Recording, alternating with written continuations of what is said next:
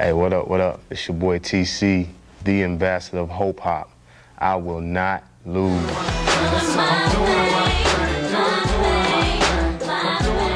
Yo, I was born and raised Northside, St. Louis. A lot of struggles I went through, you know what I'm saying? The average struggle, I guess you can say. And a lot of my struggles deal with having to see my moms out in the street, dealing with, you know what I'm saying, the daily dues of the street, man. And as a child, it's kind of hard to take in. You know, the things I learned from that is, like I said, to help me build my solid foundation today and make me who I am today.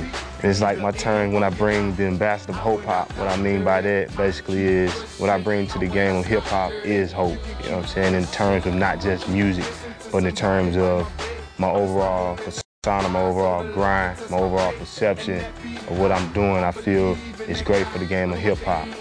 I mean, you check out my music, I bring to you nice, clean music for everyone, you know what I'm saying, to listen to, everyone to take in. And basically what I'm doing is trying to bring hope back and be that ambassador. I want to be that dude to come in and stand ground for hip hop. What I do and what I feel and what made me hop on this contest so quickly was the thing that rock or what signifies, and that's a foundation. And that's the thing that it's going to take, and I feel that it's going to take for, you know, an individual to be successful in whatever they do. That's what I'm out to do, represent where I came from, represent what I stand for, and, you know, to represent the grind and struggle, you know what I'm saying, for any man, woman, child, whoever it may be that feels that they deserve something better in life.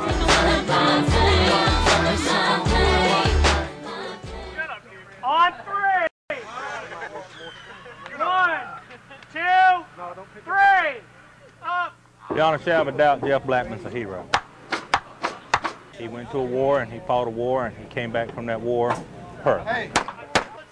There was a mortar attack and shrapnel from the mortar hit him in the brain. We do this because this was Jeffrey's chair. This is where he used to sit. He's not paralyzed, he just lost the ability to move his arms and legs.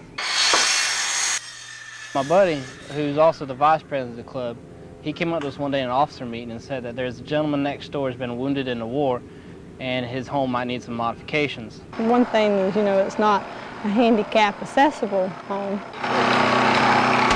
because there's so many things that he can't enjoy now because we don't have the room. It's going to give him a bigger house and a whole new beginning.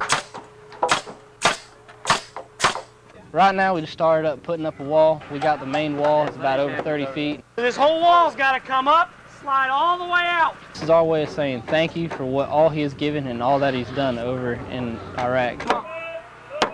I love and respect Jeffrey, but you know, for strangers and, you know, other people to show him that, you know, that means a lot, that, you know, they haven't forgotten about him. Yes.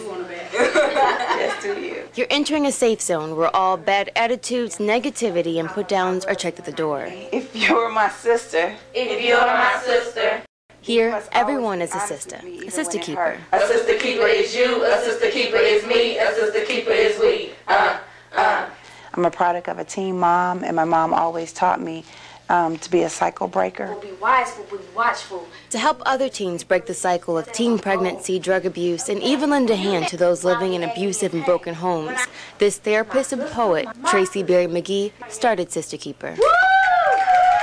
I thought it would be great for me to start an organization that focused on self-awareness. This organization started just 7 years ago in the basement of Tracy's home, and now 6 years later, it's an international program teaching young girls around the world self-esteem and self-respect through the arts.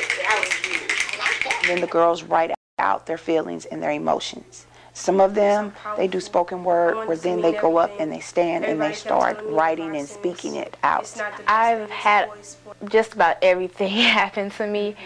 And the thing is, when I come to Sister Keepers, I can talk about it. A lot of times we don't have the role models that we need to have. I know you want me, baby. I think I want you too. With the explosion of pop culture and images like these popping up in magazines and in television, it can make it hard for any young girl to find her place. But with Tracy's unique therapy session, the girls are finding women they can look up to. They're constantly seeing women from the neighborhood.